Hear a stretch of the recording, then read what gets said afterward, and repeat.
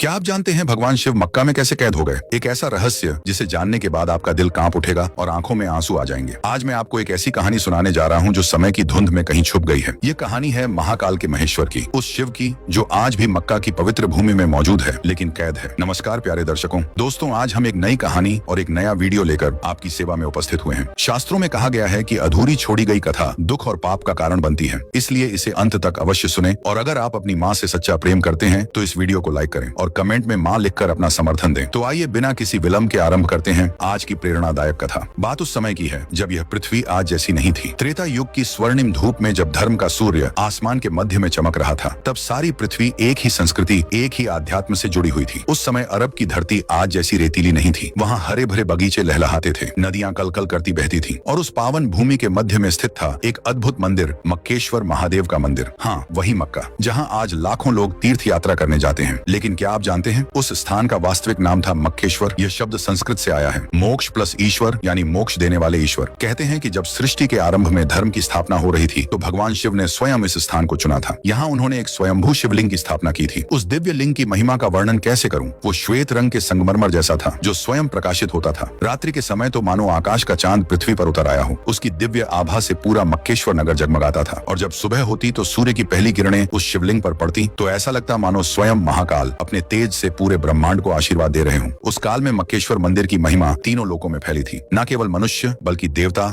गंधर्व, किन्नर सभी यहाँ दर्शन करने आते थे। इंद्रदेव जब भी कोई महत्वपूर्ण निर्णय लेना होता तो पहले मक्केश्वर महादेव के सामने आकर प्रार्थना करते।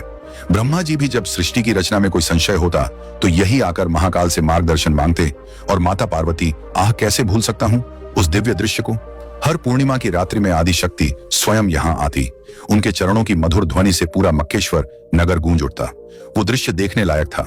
चांदी जैसे उजले वस्त्र पहने, अपने माथे पर चंदन का तिलक लगाए, हाथों में रुद्राक्ष की माला लिए माता पार्वती शिव जी की परिक्रमा करती और तब पूरा मंदिर दिव्य संगीत से भर जाता। जी हाँ, उस समय अरब में रहने वाले लोग शिव भक्त थे। उनकी भाषा में भी संस्कृत के शब्द मिले हुए थे। वे अल्लाह कहते थे, जो अलख शब्द से बना था। अलख निरंजन यानी जो दिखाई ना दे।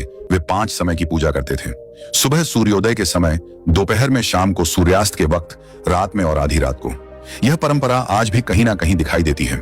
नहीं, उनकी औरतें माथे पर तिलक लगाती, गले में रुद्राक्ष बांधती, पुरुष जटा रखते, भस्म लगाते और सबसे बड़ी बात, वे सभी रोज मक्केश्वर महादेव के दर्शन करने जाते। आह कैसा सुंदर समय था वह। धर्म, अर्थ, काम, मोक्ष चारों पुरुषार्थ संतुलन में थे। कोई धर्म के नाम पर लड़ाई नहीं, कोई वैमनस्य नहीं। सभी एक ही परमात्मा की संतान थे और सभी उसी एक की उपासना करते थे। लेकिन समय का चक्र रुकता कहाँ है। द्वापर युग का अंत होने लगा। धर्म का सूर्य धीरे धीरे अस्त होने लगा और जैसे जैसे कलयुग की छाया पृथ्वी पर पड़ने लगी, वैसे वैसे लोगों के दिलों में अज्ञान का अंधकार भरने लगा। मक्केश्वर नगर में भी परिवर्तन होने लगे। जो लोग पहले प्रेम से शिव की उपासना करते थे, वे अब संस्कारों का वास्तविक अर्थ भूलने लगे। वे केवल बाहरी क्रियाकलापों में उलझ गए और तब आई वो काली रात्रि। कलयुग के प्रभाव से प्रभावित होकर कुछ लोगों के मन में एक विकृत विचार आया। उन्होंने सोचा कि अगर वे इस दिव्य शिवलिंग को छुपा दें तो केवल वे ही इसकी शक्ति के अधिकारी बन जाएंगे। हाय रे मानव की मूर्खता! क्या वे नहीं जानते थे कि महाकाल को कैद नहीं किया जा सकता? क्या वे भूल गए थे कि शिव तो सर्वव्यापी है? सुनिए, अब मैं आपको उस रात्रि की कहानी सुनाता हूँ जिसे याद करके आज भी मेरा हृदय का काम जाता है। अमावस्या की वह काली रात थी। तारे भी मानो छुप गए थे। डर के मारे हवा भी नहीं चल रही थी, मानो प्रकृति ही सांस रोक कर बैठी हो।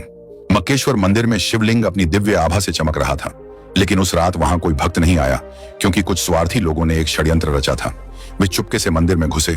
उनके हाथों में बड़े बड़े पत्थर थे और उन्होंने उस पवित्र शिवलिंग के चारों ओर एक काला कक्ष बना दिया। जब पहला पत्थर शिवलिंग के सामने रखा गया तो पूरी पृथ्वी कांप उठी।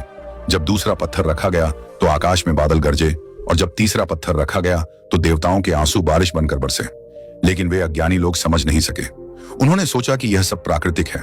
वे अपने काम में लगे रहे और अंत में जब उन्होंने शिवलिंग को पूरी तरह से छुपा दिया तो एक दिव्य आवाज आसमान से आई, हे मूर्खों, तुमने जो किया है उसका फल तुम्हें और तुम्हारी आने वाली पीढ़ियों को भुगतना पड़ेगा। मैं यहाँ से जा नहीं रहा बल्कि तुम ही मुझसे दूर हो गए हो। उस आवाज की गूंज से पूरा मक्केश्वर नगर हिल गया। लेकिन उन अंधे लोगों ने इसे भी नजरअंदाज कर दिया। उस रात्रि का दर्द कैसे बयान करूं? जब भगवान शिव को उनके ही भक्तों ने कैद कर दिया तो स्वयं महाकाल के आंसू बहे। वे आंसू पत्थरों पर गिरे और वे पत्थर काले हो गए। आज भी वह काला पत्थर वहां मौजूद है जो शिवजी के दर्द की निशानी है। महादेव का हृदय करुणा से भरा था। वे जानते थे कि यह सब कलयुग का प्रभाव है। उनके प्रिय भक्त अज्ञानवश यह कर रहे हैं, इसलिए उन्होंने श्राप नहीं दिया बल्कि दया दिखाई। उन्होंने सोचा, मैं यहां से चला जाऊं तो ये सभी अनाथ हो जाएंगे, चलो इनके साथ ही रहता हूं, जब समय आएगा तो यह स्वयं ही समझ जाएंगे। और इसीलिए भगवान शिव आज भी वहां मौजूद हैं, कैद नहीं बल्कि अपनी संतानों के लिए इंतजार कर रहे हैं। जब माता पार्वती को यह पता चला कि उनके प्राण प्रिय को कैद कर दिया गया है तो आदिशक्ति का हृदय टूट गया। वे रो रो कर कहने लगी, हे नाथ, आपने तो कहा था कि आपके भक्त आपसे प्रेम करते हैं, फिर यह क्या हुआ? क्यों छुपा दिया उन्होंने आपको? शिवजी ने बड़े धैर्य से कहा, हे गौरी, यह कलयुग का प्रभाव है। मेरे भक्त अज्ञानवश यह कर रहे हैं।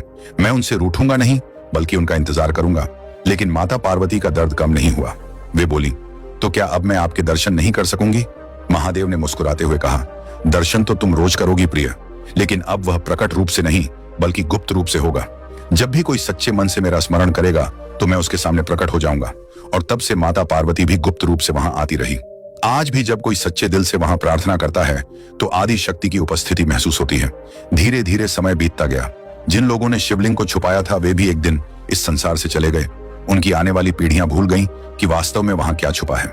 नई पीढ़ियों को केवल यह बताया गया कि यह एक पवित्र पत्थर है जिसकी पूजा करनी चाहिए, लेकिन यह नहीं बताया गया कि यह पत्थर क्यों काला है और इसके अंदर क्या छुपा है। कलयुग के बढ़ते प्रभाव से लोग भूल गए कि यह स्थान मूल रूप से मक्केश्वर था। धीरे धीरे नाम बदलकर मक्का हो गया। संस्कृत के शब्द भूल गए और नई भाषा का जन्म हुआ। लेकिन कुछ बातें आज भी वैसी ही हैं। वहां जाने वाले लोग आज भी वैसे ही परिक्रमा करते हैं जैसे हजारों साल पहले शिव भक्त करते थे। वे आज भी उसी दिशा में प्रार्थना करते हैं। और सबसे बड़ी बात, जब वे उस काले पत्थर को छूते हैं तो उनके दिल में वही शांति मिलती है जो कभी शिव के दर्शन से मिलती थी। आज भी वहां ऐसे कई संकेत मिलते हैं जो बताते हैं कि यह स्थान वास्तव में शिव का है। वो काला पत्थर जिसे आज हजरे अस्वद कहते हैं, वो वास्तव में शिवजी के आंसुओं से काला हुआ था। और देखिए कि आज भी लोग उसे छूकर कैसी शांति महसूस करते हैं। वहां की परिक्रमा आज भी 7 बार की जाती है, ठीक वैसे ही जैसे शिव मंदिरों में की जाती है। क्या यह केवल संयोग है? और जब लोग वहां इकट्ठे होकर प्रार्थना करते हैं तो उनकी आवाज ऐसी गूंजती है मानो वे ओम का जाप कर रहे हों। यहाँ तक कि वहां पहनने वाले सफेद कपड़े भी वैसे ही हैं जैसे कभी शिव भक्त पहनते थे। कहते हैं कि जब गुरु नानक देव जी वहां गए तो उन्होंने उस सच्चाई को पहचान लिया था।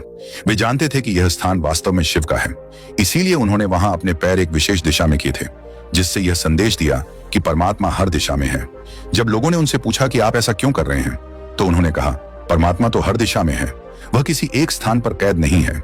यह उनका संकेत था कि भगवान शिव वास्तव में वहां मौजूद हैं, लेकिन वे कैद नहीं हैं, वे सर्वव्यापी हैं।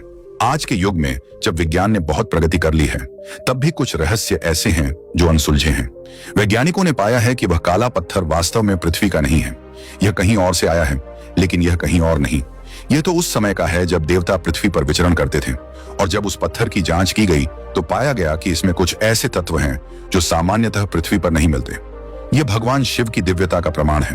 वह पत्थर उनके आंसुओं से बना है, इसलिए उसमें दिव्य शक्ति है। शास्त्रों में लिखा है कि एक दिन सच्चाई सामने आएगी। जब कलयुग का अंत होने लगेगा तो भगवान शिव फिर से प्रकट होंगे। उस दिन वो काला आवरण हट जाएगा और पूरी दुनिया देखेगी कि वहां वास्तव में मक्केश्वर महादेव का शिवलिंग है। और तब सभी धर्मों के लोग समझेंगे कि वे सभी उसी एक परमात्मा की पूजा कर रहे थे